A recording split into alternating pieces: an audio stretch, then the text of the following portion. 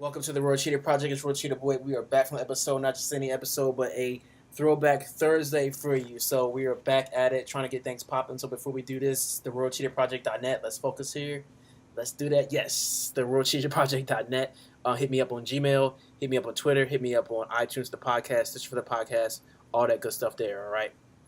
And again, just trying to jump off the project and level it up and, try to get things going. So Spider-Man, the Unmasked.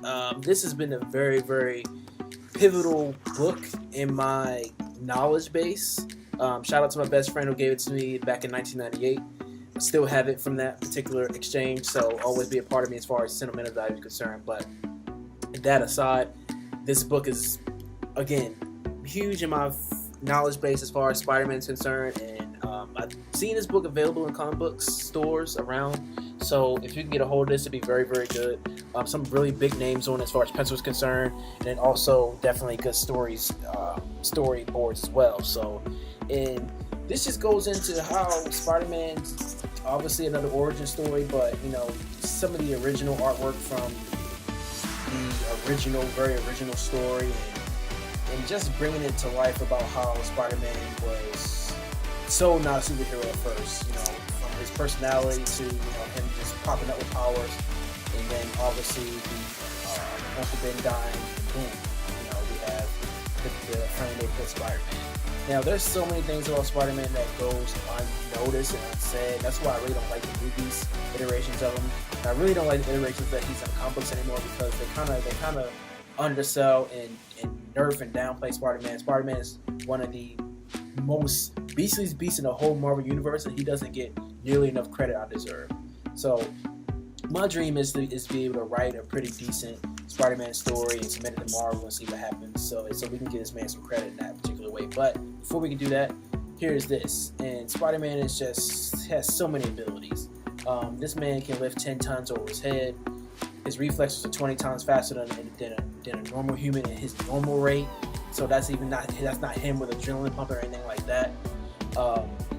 And he was able to knock out the Hulk at one particular point in time. Like, he's probably one of the only Marvel superheroes that was able to do that. Then also, when he try to squat up against him, it's really hard because all his powers combined together make him pretty much unstoppable. The super strength, the super agility, super dexterity, the heightened senses, obviously, it's just such a beastly combination of a power set, and then his mental mind, his intelligence, and the amount of determination and will that he has as well. Spider-Man is a beast.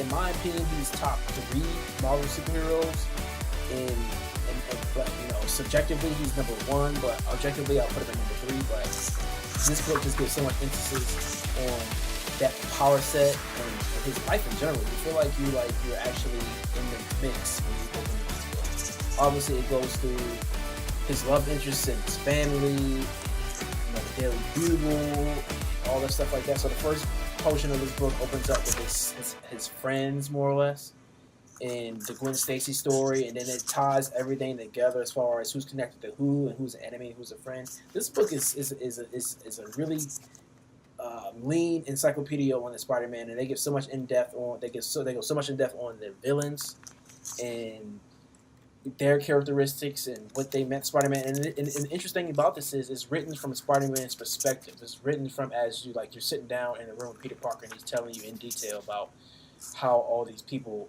are to him, as far as how he perceives these villains and what they've done and what their power sets are, and how much of a threat they are to him, and the events, more or less, the major events that's happened between these particular villains, stuff like that. So, and Spider-Man has a pretty interesting rogue gallery.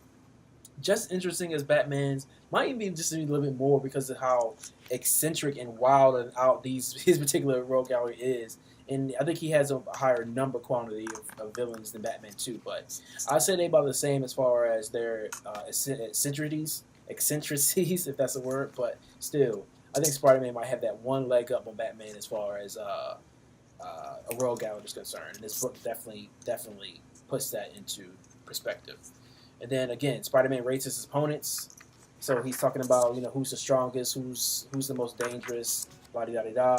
Then we get into his superhero allies, and he goes to talk about how his relationship is with them. This book, again, it's a lot of information, leanly packed into a small book, so it's manageable. And again, I've seen it before in comic book stores, so I think it's available somewhere or another. You might do Amazon or something, but this would be really, really good something to have in your Spider-Man collection if you're the biggest Spider-Man fan as I am.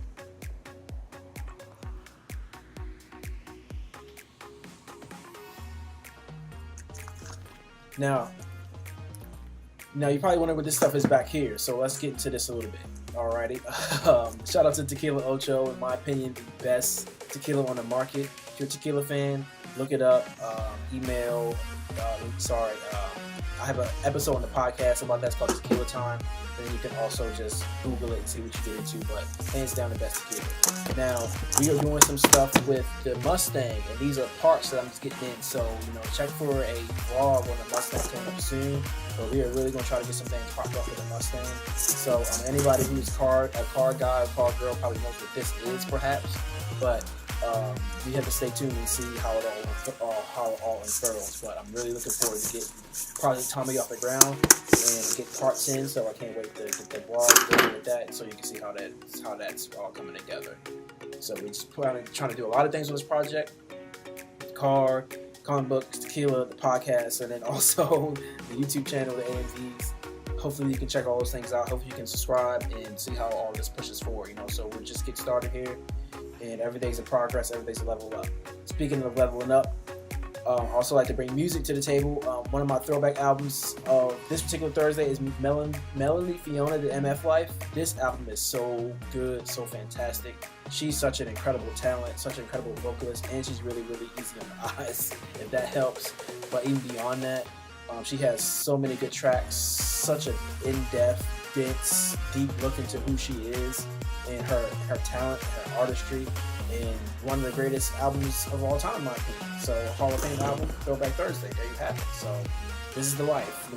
Tequila, again, Mustangs, comic books, podcast, interviews, anime, and Mercy's a thing. So, always check out the podcast to learn more about all of those things. AMV's always coming at you. Let's get some more focus here. Yes. The Roar CHEETAH Project.net. Again, hit me up on Gmail. Subscribe, Twitter, and everything should be linked up off the website, CHEETAHproject.net. We will see you next time. Throwback Thursday. See you later. Level up, lit.